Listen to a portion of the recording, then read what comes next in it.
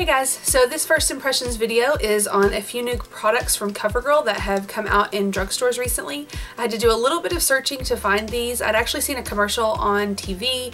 Yes, I still watch commercials sometimes, and it was pink and she was sort of advertising these new products. There are 4 new products to this particular launch.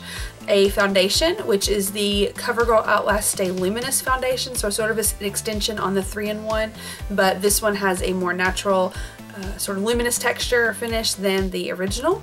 There's also a primer that goes along with the foundation, which I did not purchase. There is a new mascara, and this is the CoverGirl Super Size from Lash Blast, and it's a brand new mascara that has a really interesting wand.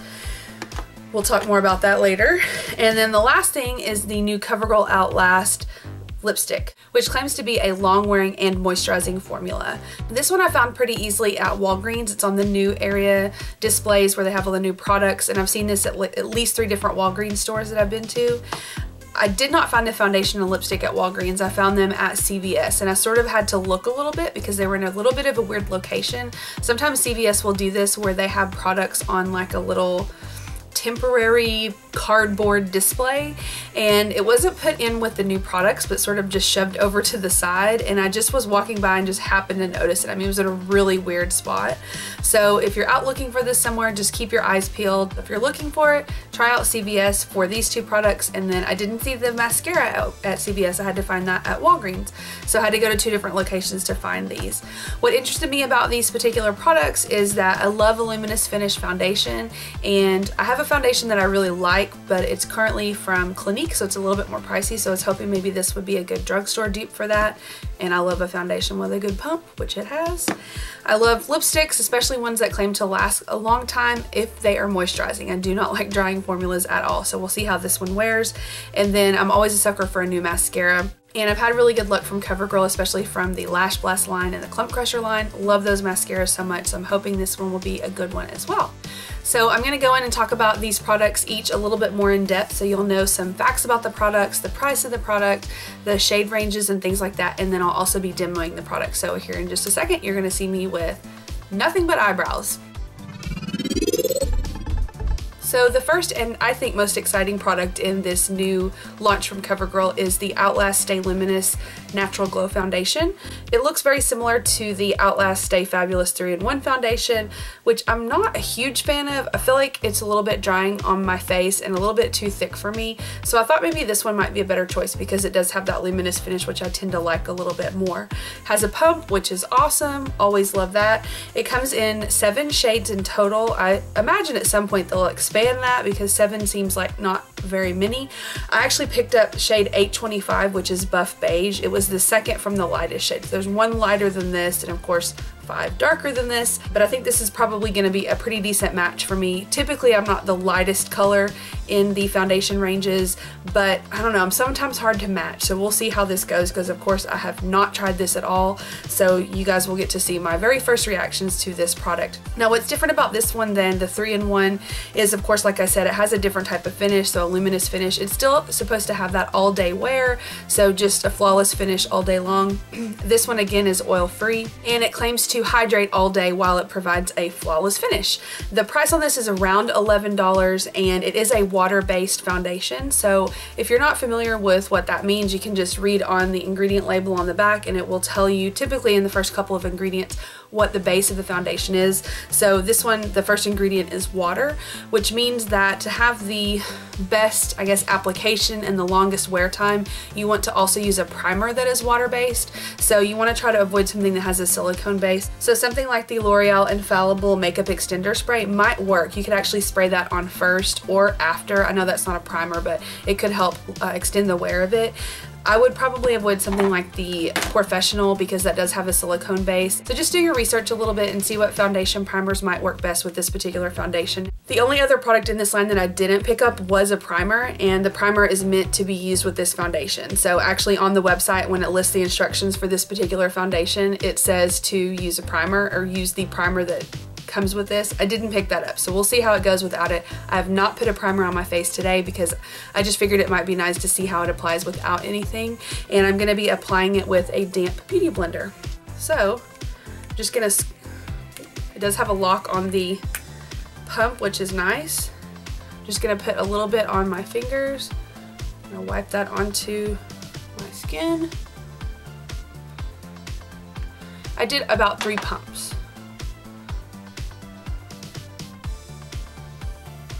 I know that sometimes with foundations you kind of have to work with them a little bit to get a feel for how they apply best, but you know, this is a first impression, so let's just see how it goes. I'm just blotting that on, tapping my beauty blender pretty rapidly to blend that into the skin. The color seems pretty good. I feel like if I get the lightest shade, a lot of times it really highlights my pores, settles into my pores, and I don't particularly like that look. So that's why I went with the next to the lightest color. Texture seems nice, doesn't feel heavy on the skin. Seems to blend in rather quickly. I don't feel like it's super, you know, super luminous, which I appreciate. I don't want it to be like an oil slick on my face, but I also don't want to look like super powdery matte. So something in between, it seems like what it is. Now I've already applied my corrector and concealer, which is why I don't look totally dead without foundation on. But it actually looks fairly good. I'm gonna look close up and let you know what I can report. So looking up close, I don't see any settling in the pores. I know that sometimes that can take a while, but oftentimes on foundations it does that to me immediately and it looks like it highlights the pore area. Doesn't do that at all. The texture does seem a little bit, I don't want to say tacky, but you can feel that there's a texture there. So what I'm going to do is just very lightly dust over this with a setting powder. This is my Fergie Wet n Wild mattifying powder. I don't feel like it's that mattifying, but I do feel like sometimes it will sort of settle down the foundation if there's any texture there that I'm not liking. I'll sort of take that away. And I'm going to take and set my concealer with that as well.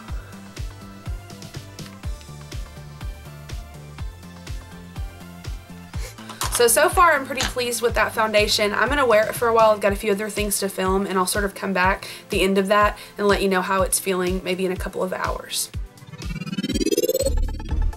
In this line, CoverGirl also came out with a new mascara, and this is the Supersizer Mascara. It claims to create 400 times more volume from corner to corner. I'm not sure how that's measured, but that's what the package says. It has a really cute little turquoise package here. Now the thing that's supposed to set this particular mascara apart is the wand. It's sort of this odd shaped wand where it's wider, seems wider at the top and more narrow at the bottom, probably because the bristles are a little bit longer. What you're supposed to do when you apply this is sort of twist the wand. Not sure how that's gonna work. We're gonna attempt it. I do have eyeshadow on, but I didn't put any eyeliner on because I sometimes feel like that can give a false effect as far as how the mascara actually looks. Sometimes with an eyeliner, of course, it's gonna make your lashes look a little bit more voluminous. So I didn't put any on just so we could see how it looks completely. You can see pretty easily that my lashes are pretty faint. They're not necessarily blonde or anything because I do have dark hair, but they're kind of shy. If you look at me straight on without any mascara, it doesn't really look like I have lashes, but once I apply the mascara, if it's the correct mascara, it will really bring them out. And I don't have super long lashes, which is why I want something that not only volumizes to make them look thicker, but it also lengthens. So we will see how this goes. This one I picked up is in 800 Very Black. It comes in the regular formula, not waterproof, but comes in Very Black, Black, and Brown Black. And there is a waterproof formula, but at my Walgreens they didn't have that one, although typically I don't usually use the waterproof, I just use the regular. So that's what I picked up. It does indicate on the back of the package that you can remove this with soap and water. I would assume also just any type of regular makeup remover will work just fine. Also claims to be ophthalmologist tested, hypoallergenic, and safe for contact wearers. First time using it, I'm busting open the package right now. It does have a very thick tube. And of course the little wand, like I was talking about, appears sort of wider at the top, more narrow at the bottom.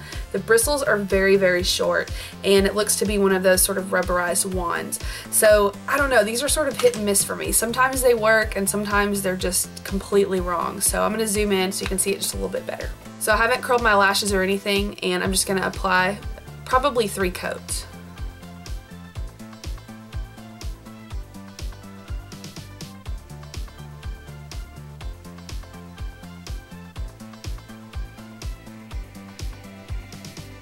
It does seem, even from the first coat, that it adds quite a bit of length to the lashes.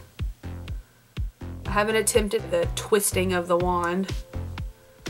So we'll count that as coat 1, and I'm going to apply to the bottom lashes as well.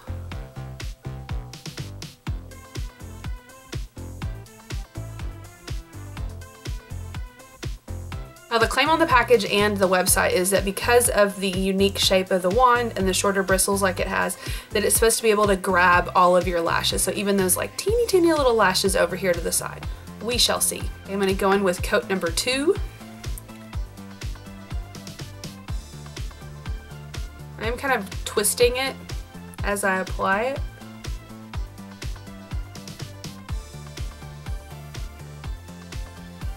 I feel like coat number 2 is adding a bit more volume, especially at the root of the lash.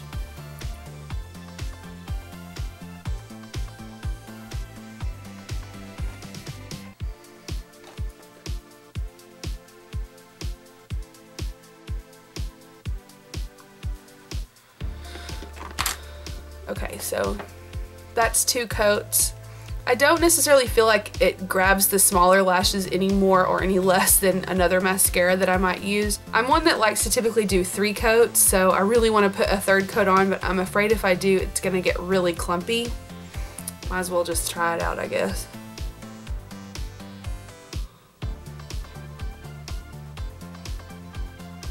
Yeah, it feels okay.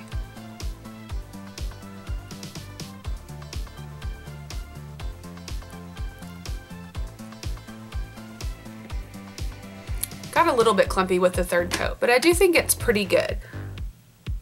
I wouldn't say it's my all-time favorite mascara, at least not yet. Sometimes mascaras can change, of course, after you use them for a little bit longer, but I do think I'm pretty impressed for this first particular application. It doesn't feel like a formula that's too wet or too dry. It's sort of right in the middle. I'm intrigued by the wand. It's really easy to get those bottom lashes because the wand is a little bit smaller, so I really like that about it. So overall, I do think that the mascara gives really good length, separation, and volume. Careful getting too many coats because I feel like it can get clumpy. I do have 3 coats on and I feel like it's fine. It's not super separated, but I don't really like them that way because I do like for my lashes to look like they have a little bit more volume.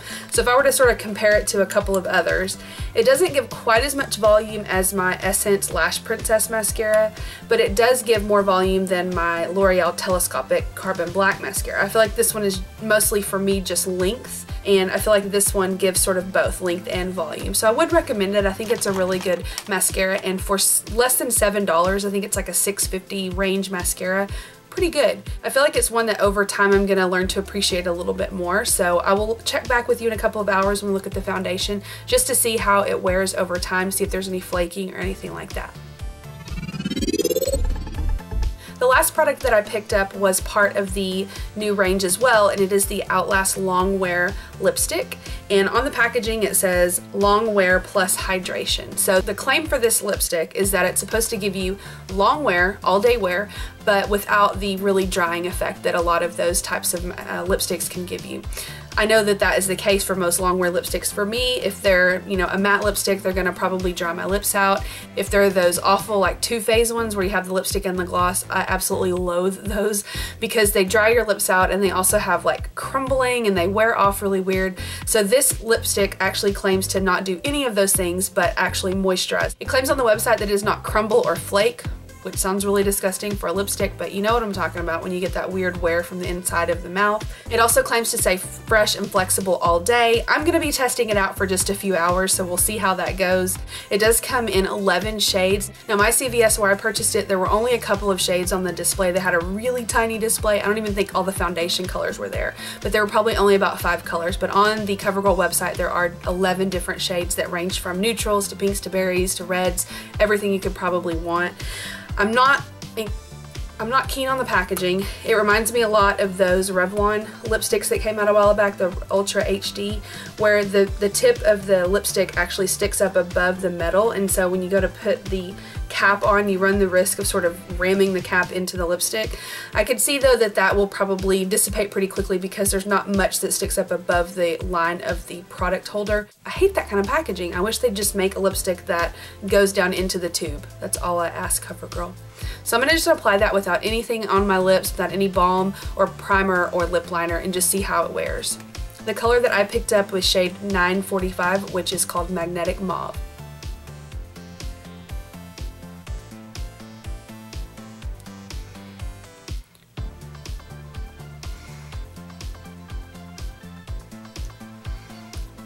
Has a slight fruity scent, but not overpowering.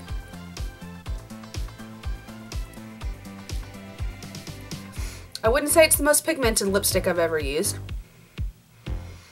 Texture feels moisturizing. I do feel that there's a slight grittiness there.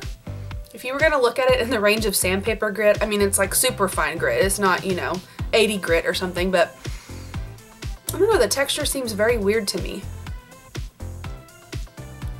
I do really like the color. I think it's a really pretty sort of pinky mauve color, a little bit more on the pink side than the mauve, but I do really like that. And like I said, there is a scent there, but I'm sure that over time I won't really notice that much. I do like the size of the bullet. I think it's really easy for application, and I like this style of bullet too because I feel like I can really kind of draw in my Cupid's bow very easily. So we'll see how that wears. Got a couple more videos to record, a couple things to do around the house, and I'll check back with you here in a little bit. Oh, the price on this particular lipstick is $9.80, so I was a little bit shocked at that because it was almost as much as the foundation, so I wasn't really expecting that when I went to purchase it. I don't know that I think that price is good right now, but we shall see how it wears over time. So there's the look I've completed using all 3 of the new products from CoverGirl.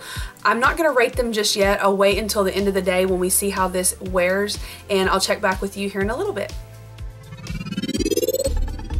So I've had everything on for about 5 hours, actually ate dinner and everything. I'm about to ready to take all my makeup off and go to bed. The foundation actually looks fairly good. You can see that it has worn off of my nose, but I've been sick lately, so I've been sort of blowing my nose a lot, so I think that's why it rubs off there. And honestly, most foundations do that to me anyway. I just tend to like rub my nose a lot. I typically will go over that with my Maybelline Dream Wonder powder just to touch up throughout the day, and that's just sort of my face. It may not do that to you, but I feel like everywhere else it looks really good. It has not settled in my pores, which is really awesome. I find that a lot of things do that, so by the end of the day, like right around here, there will be lighter areas that have like settled into the pores. This has not happened. Around here, there's a little bit of dryness showing, so it's almost like the foundation sort of clung to some dryness that's here. And I feel like that could probably be remedied with probably a primer or something like that. So again, I don't think it's a huge problem. It's something that I could sort of toy with the foundation a little bit and figure out, but definitely something that I could work with. Everywhere else it seemed to last pretty well, so I'm fairly happy with that. The mascara still looks really good. My lashes have held, you know, the curl. I didn't curl them, but the curl from the mascara. The lashes are still up and looking really good. There's one tiny flake right here. You probably can't even see it, but it's really tiny right there. Nothing to be alarmed about. The bottom mascara has stayed on really well, which is a problem area for me again because I have bad allergies. Sometimes I get watery eyes and things, but it really has stayed put. It still looks really dark. It still looks really fresh. The lipstick has not lasted, however, as long as I would have thought because it's supposed to be a long wear. Like I said, I did eat dinner and everything, so I'm sure that, of course, had something to do with it. I was also drinking and everything. But like I said, it's only been about 5 hours that I've had this on, and it didn't even leave a stain behind. So if you're looking for something that's going to be really long wearing, and even though the product wears away, the stain is still there, this is definitely not that. My lips do not feel dry though, which is a really good thing. So it hasn't left them feeling dry with no color behind. They just feel sort of normal. They don't feel dry, they don't feel extra moisturized, just like normal lips without any product on them. So overall, I would definitely give the foundation a really good mark. I think that if you find the right color, that's going to be the difficult part because there are so few shades right now. If you find the right color, it might be something that you really enjoy. If you have super oily skin, I wouldn't recommend it, but if you're combination to slightly oily or slightly dry, then this would probably be a really good match for you. Really like the mascara. The more and more I've looked at my lashes and sort of seen how it wears throughout the day, I think it's just a really good mascara, especially for the price, so I definitely recommend that. And then the lipstick, I don't think it's a bad lipstick, I just don't think it's something that's gonna last all day. Now for me, I don't really care about that. I don't mind reapplying because I do like it to look really fresh. The texture's nice, the color's really pretty, the packaging I think is not that great. I think it's too expensive. I think that the $9 price point on this is a little bit much. I think like $6 would be a really good compromise on this one. So if you could find it on sale or maybe a 2-for deal, it might be a better option for you. Be sure and click that box right there to watch my last video. Follow me on Facebook, Instagram, and Twitter for all things glamour. Talk to you guys later. Bye.